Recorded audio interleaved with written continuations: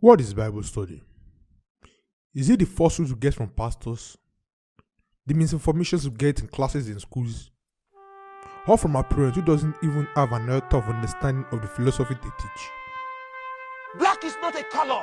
It is the absence of color. Why Chris is still struggling with what color black is? Flyers are speaking in tongues in Bishop Oyedepo Shilo. And I began to speak in tongues from the flyer. Most Bible skeptics have questions like, why did God toy with Job's life all to win a bet?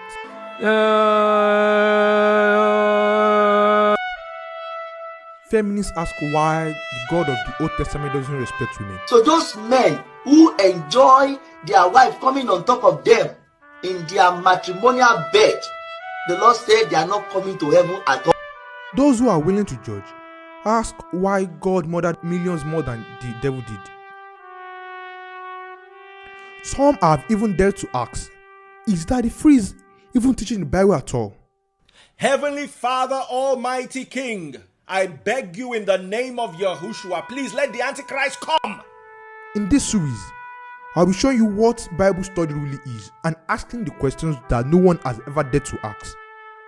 Who wrote the Bible? If Matthew wrote the book of Matthew, would he really have called it the Gospel according to Matthew? Wouldn't he have called it something like My Journey with Jesus Christ? Everything said in this video will come across as shocking but true for those who are not familiar with the concept of biblical scholarship. If you follow this series to the end, you will gain knowledge that has been hidden from you for the sole purpose of enslaving you, because if the truth sets you free, what do you think the lie does? And unlike those who actually sought out to promote their best perspective, I'm not asking you to actually do anything other than read the Bible. Just pick up the book and actually read it. Who are the authors of the Bible? That is the question we'll be answering in this series. And if you're watching this on YouTube, please subscribe to my channel, because this will be a very long series and you don't want to miss any part of it. Give it a thumbs up and subscribe. His name wasn't really Peter. It was actually a nickname given to him by Jesus Christ according to the book of Matthew. Peter was meant to be Rocky. His name is Petros in Greek, also called Rock. And we have no doubt the author is claiming to be Peter, Jesus' closest disciple, a personal witness to the suffering of Jesus Christ. But the shocking thing is, Peter wasn't Peter. The author of the book of Peter wasn't who he claims to be. He was neither the rock nor was he a witness. And how do we know this? It turns out the reasons as high as the mountain he actually claims to be. The letter was allegedly written to Christians called exiles in the present day Turkey. And suffering was the theme of the letter. Something we really have to pay close attention to is the term suffering. The term suffering occurs more often in the short 5 chapters than in any other book in the New Testament. And the letters were sent on the assumption that the readers were undergoing some sort of persecution. This letter was sent to Christians where they were the them and the pagans were the us. This was the time when the Christians were facing persecution from their former friends. They were not the oppressors yet, they were the oppressee, because the pagans couldn't understand their new lifestyle. It makes sense that the author actually stresses that his readers that they show good conduct among the outsiders, and they should be devoted wives, and they should be devoted slaves and devoted husbands. In the end of the letter, the author ends his exhortation by saying to be steadfast in the face of adversity, by indicating that the letter was sent through someone called Silvanus, a true Christian, and by sending greetings from she who is in Babylon. This is where the truth comes to light. Babylon. Who the she isn't really clear. Perhaps it was Peter's wife or mistress. But Babylon is. Babylon is in modern day Iraq, and it lost its prominence in 6 BCE. And historically, when Peter was alive, there was no Christian church in the city of Babylon. But Babylon is a nickname, you see. A city seen as the enemy of God among Jews, since it was Babylon that defeated Judah and destroyed Jerusalem and its temples in 6th century BCE. By the end of the 4th century, Christians have started using the word Babylon because Rome destroyed Jerusalem and its temple in the year 70 CE. And you can actually see it in the Bible itself. Babylon was a nickname for the great enemy of God among Jews. But the thing is, Peter was martyred under Emperor Nero in Rome in the year 64 CE.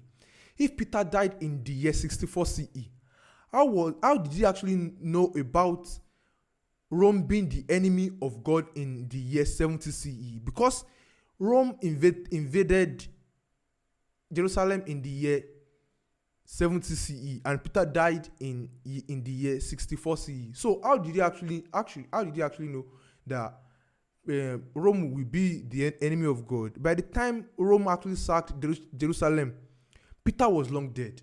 This was just a letter written to actually represent his view. He was not the author. And there is more. When it comes to Second Peter, there is led debate among scholars about the authorship of the book of Second Peter, because Peter, we know for certain that Peter never actually wrote that one. He introduced himself as Simon Peter. He claimed to have been present in the transfiguration of Jesus Christ with his disciples Peter, James, and John, and began speaking with Moses and Elijah before a voice came from heaven picking Jesus up, But we know for certain that he isn't Peter. His chief concern is for the false teachers and their disgusting heresies and he was saying that they will suffer death, like in the days of Noah and Sodom and Gomorrah. In addition to these false teachers, scoffers and mockers have actually appeared, mocking the views of Christians on the second coming. Years have passed, but their savior isn't back yet. The author replies saying, "You ignorant fools. With the Lord, 1 day is 1,000 years, and 1,000 years is like 1 day." That is actually the key. The author actually responds to these mockers and scoffers by saying that to the Lord, 1 day is 1,000 years, and 1,000 years like a day. In other words, like even if Jesus takes 5,000 years, 10,000 years, or 100,000 years, he's still coming soon. By the time the author was writing this letter, people were beginning to actually mock Christian. They were actually saying, "Oh, maybe it is like now, no God, Jesus Christ is actually not coming back." And this author actually replied that, "You ignorant fools, you are twisted, unstable people. That's what they call people like us. Twisted, unstable people that deal with the scriptures at their own peril." A lot of people are not aware of the timing of the Bible, that the timing actually affects what people actually say and how they actually respond, When Peter himself died, let's say under Emperor Nero in the year 64 CE, there was still eager expectation that Jesus would actually return soon. Not even a full generation has passed, and in that time, Christians were claiming that it would take place in that generation, like in the book of Mark, chapter 13, verse 30, and in the book of 9, because they wrote the book of Mark before they actually wrote the book of Peter. Mark was written before Peter was actually written. So in the book of Mark, they were saying it will actually happen in this generation, and some people won't even taste death.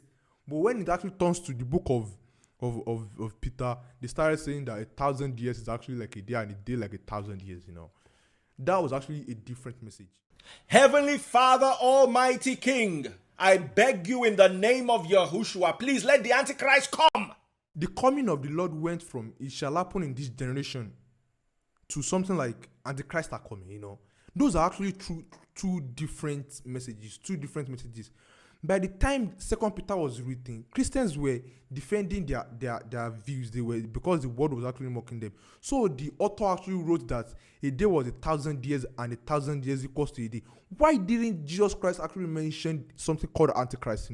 Why did he say the is coming? Some disciples won't actually taste death. And the author actually mentioned something about Paul's letters.